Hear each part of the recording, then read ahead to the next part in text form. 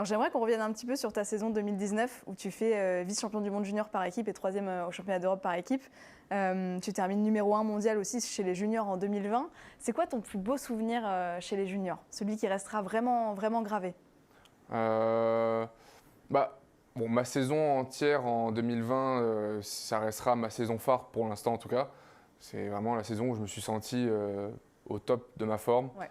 où j'ai enchaîné les podiums, podium sur podium en compétition. Après, si je devrais retenir un moment en particulier, je pense que c'est les championnats du monde par équipe du coup. On a fait deuxième, certes. Bon, on a perdu sur l'équipe finaliste et des Jeux d'ailleurs contre eux Ok, à Tokyo. On a perdu. Bon, incroyable. voilà, Une bonne génération, ouais. une très très grosse génération. D'ailleurs, on a perdu sur eux aussi l'année d'avant en finale des championnats du monde, donc 2 fois d'affilée. Mais c'était une compétition qui était magnifique pour moi parce qu'on avait un groupe qui était quand même assez jeune. J'étais avec 2 premières années juniors. On fait deuxième, on bat une équipe d'Italie en demi-finale qui était très très forte, dont d'ailleurs il y avait celui qui a gagné la compétition à Belgrade ce week-end dedans. Et on gagne vraiment à la fin, on était égalité, on en met 2-3 à la fin et on s'est tous sauté dessus. Enfin, c'est vraiment beaucoup d'émotions à ce moment-là, mais bon, voilà, ça, c'est des émotions qu'on retrouve par équipe. C'est clair. Ta place de numéro 1 mondial en junior, c'est une bonne façon aussi de dire au revoir à toutes ces jeunes années? C'est une bonne façon, mais j'aurais préféré que ça se termine autrement quand même. Parce que quand on fait une saison comme ça, qu'on a acquis plein de confiance, bah, derrière on pense qu'il y a une chose, c'est faire la même chose sur les championnats. Et malheureusement, bah, le Covid a fait qu'il y a eu annulation des championnats d'Europe, annulation des championnats du monde. C'est dommage parce qu'on avait quand même une très très grosse équipe, on était 1 et 2 au classement mondial.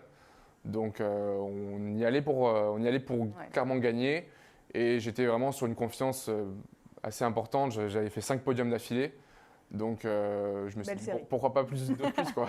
Carrément. Voilà. Donc un peu. Un peu Je suis frustré. resté un peu sur ma faim quand même. Max, tu intègres les seniors en 2013. Tu te souviens de ta première Coupe du Monde chez les seniors ou pas? Ouais, ben j'étais junior, mais ma première Coupe du Monde en tant que senior. Mais je me rappelle que c'était, comment dire, il y avait la pression de se requalifier tout le temps pour la prochaine Coupe du Monde quand on est au début.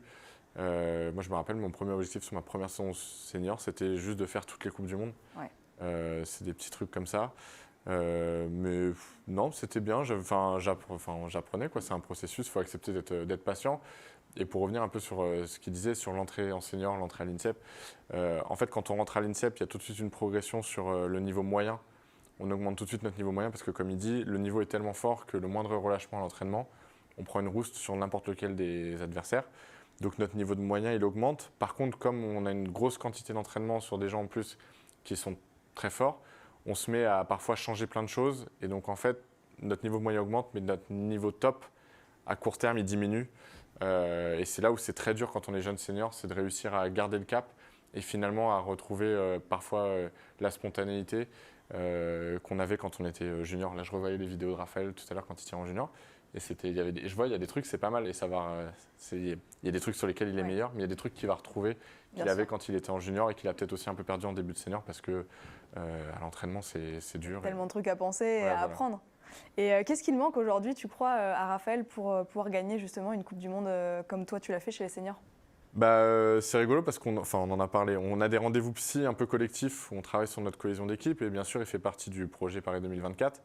Et moi, je me rappelle lui avoir glissé à la fin que pour moi, aujourd'hui, là où il avait toutes les armes, en tout cas techniques et physiques, pour réussir une très bonne carrière d'escrimeur, et qu'aujourd'hui, pour lui, son petit cap à passer là, c'était justement, et c'est peut-être un peu lié aussi à ce qui s'est passé au fait qu'il n'a pas vraiment achevé ses années juniors avec le Covid. Et je lui ai dit qu'aujourd'hui, pour moi, le cap à passer, c'était que c'était encore un tout petit peu un petit garçon et qu'il fallait qu'il devienne un homme pour passer chez les seniors. Et il y a un petit peu, voilà, je lui ai dit, pour moi, je le vois encore un peu comme un junior. Et vu qu'il était déjà très fort en junior, bah, ça ne change pas. Mais aujourd'hui, je le vois encore un peu comme un junior alors que c'est devenu un senior. Et